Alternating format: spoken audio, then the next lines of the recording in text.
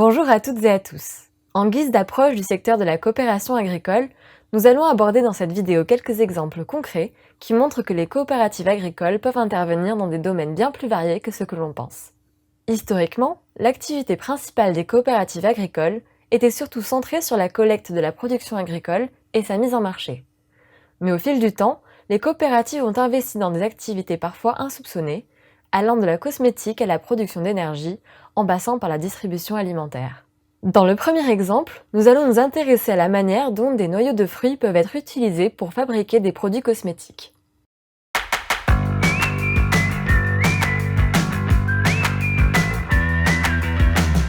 Lorsqu'en 2003, la coopérative agricole Vegafruits, spécialisée dans la mirabelle, s'est lancée dans la construction d'un atelier de surgélation, elle n'avait pas anticipé le devenir des 150 tonnes de déchets engendrés par le dénoyautage. Elle a alors lancé une étude scientifique pour trouver un moyen de valoriser les noyaux. Après 6 ans de recherche et un investissement de 130 000 €, la coopérative a mis au point un procédé d'extraction d'huile, recherché pour ses vertus hydratantes. Aujourd'hui, la moitié des noyaux de mirabelle est valorisée en huile, l'autre moitié en combustible. L'huile de noyaux de mirabelle est vendue à plusieurs distributeurs de produits cosmétiques et artisans savonniers. Dans le prochain exemple, nous allons voir comment de l'énergie est produite grâce à la biomasse.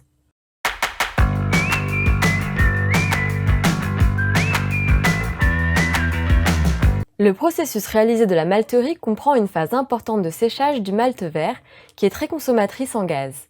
Pour s'affranchir des produits pétroliers et de leur prix très volatile, la malterie d'Issoudun, qui appartient à Bourtmalt, filiale du groupe coopératif Axcéréales, a investi dans une chaudière biomasse dont l'approvisionnement est durable et valorise les coproduits du process de malterie.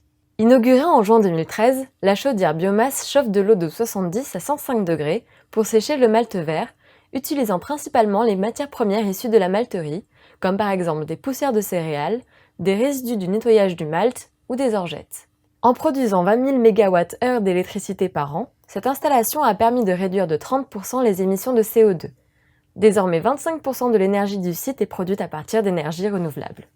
Enfin, nous verrons dans ce troisième exemple que la révolution du Big Data concerne aussi le secteur agricole.